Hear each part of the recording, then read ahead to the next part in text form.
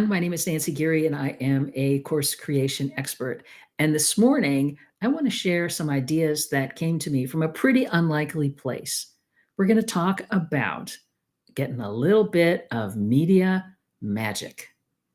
So, just what do I mean by media magic, and where did this idea come from? Well, oddly enough, I went to see Santana and Counting Crows in concert on August 27th at the Shoreline Amphitheater here in Mountain View, California. So a little plug for them this morning.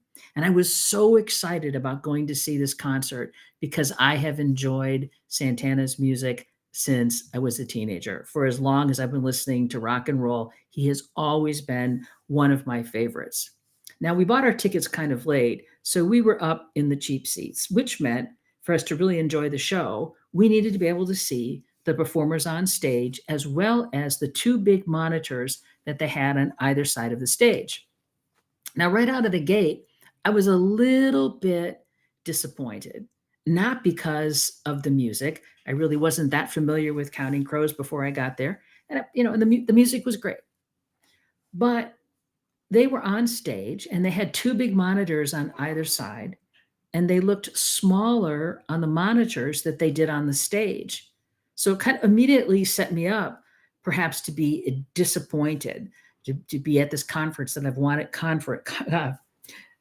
here we go, at a concert that I wanted to attend for a long time. And I thought, man, am I going to enjoy this as much as I had hoped? Is this going to be as good? Am I really going to be able to see anything? Well, everything changed when Santana came on the stage. And the main reason was the production quality of that part of the show. Same venue, same stage, same everything, except they had somebody producing the show for them. So we could see the full band on the stage, and then on the monitors, they switched between long shots of the band, close-up shots of the key musicians, as you can see here with Santana playing the guitar, and then behind him was what was projected on the screen.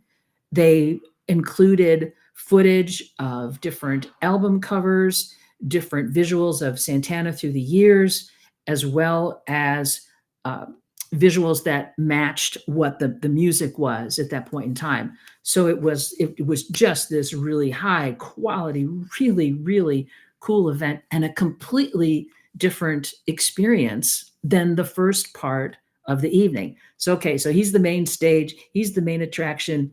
He's gonna bring more.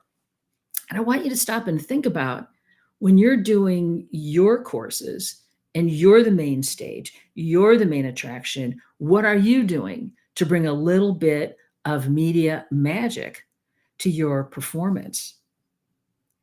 There's another shot that I love, just this close up of him. It gives you more of what I observed that evening. Now, when we're starting and we're building out a course, it's a little bit different because we're not starting with music and lyrics. We're starting with facts. And what are the facts? What is the information that we want to share? And we can get so caught up in that we forget that what we're trying to do is create an experience. If all I'm interested is information, I can go out onto Google, I can go out onto ChatGPT or Gemini or Claude or Perplexity, and I can ask a question, and my question will be answered. But that's a different mindset. That's a different place. If I just want a piece of information and I want to answer my question quickly, as opposed to creating an experience. And I believe that that's what great learning is. It's creating an experience. And that experience is something that you want people to enjoy. You don't want it to be like this guy. Oh man, wake me when it's over. So sadly, there's a lot of mediocre content out there. It's kind of dull and it's kind of boring because it's missing this feeling of edutainment, where we're combining education and entertainment together to really look at creating an experience. And that experience comes from having great visuals that you can curate. There's all kinds of sources out there. You can get some items for free, but if you're putting something together for sale, really consider selecting the right visuals and paying the licensing fee to use them. Depending on the package that you buy, it's really not that expensive. There's also places where you can get a lot of B-roll footage as part of a monthly subscription, and you don't have to pay per image. So there's ways that this can be done. And you want to stop and think about, well, what can you do that's the best use of your time? What do you do? And when do you want to bring in someone who's an expert in the art of visual storytelling, which is what a great video editor can do for you?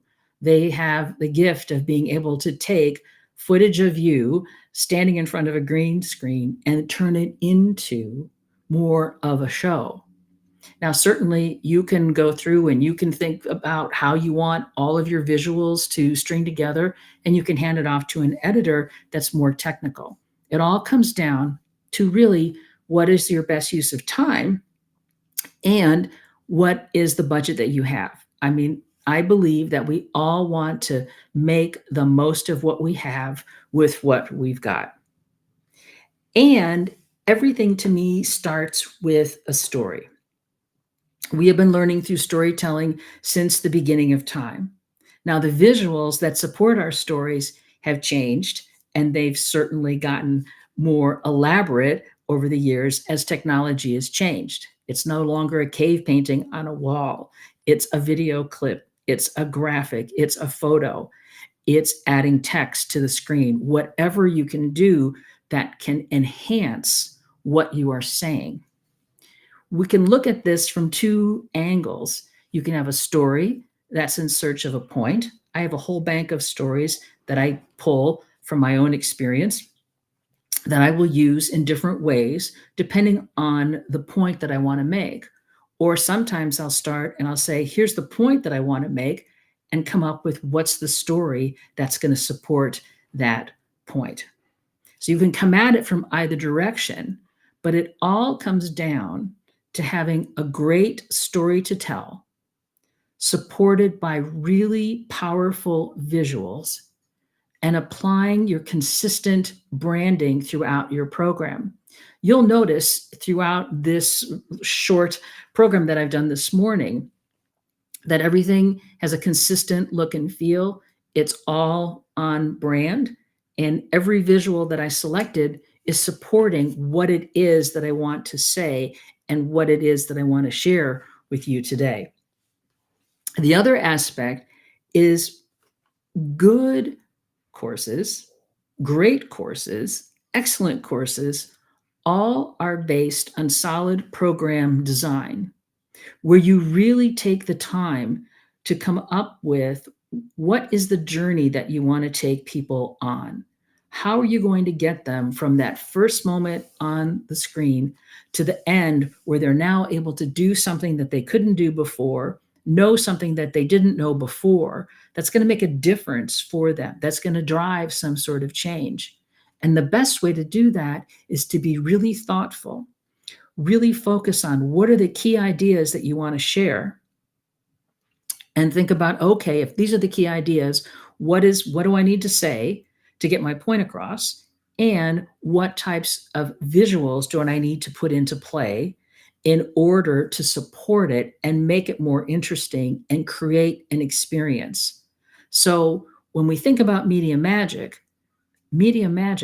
is really the secret sauce to creating a great course. It's all about keeping everybody's attention by varying what you say, what you do, and what you show throughout your program. Now, love just taking a short time to talk about this topic with you. And if you want to continue the conversation, here's how you can contact me.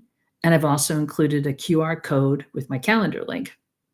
I also want to encourage you to join me on Thursday for the second part of this 4-part series, which is AI, your course creation co-pilot. I look forward to seeing you then. Thanks.